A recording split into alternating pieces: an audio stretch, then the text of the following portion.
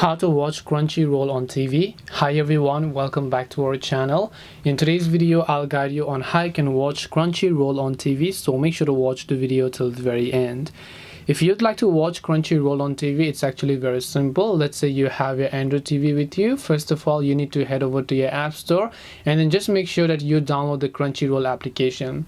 Once you've downloaded the Crunchyroll app, if it is not already there by default, go ahead and then open up Crunchyroll, and also make sure that you're basically signed into your Crunchyroll account.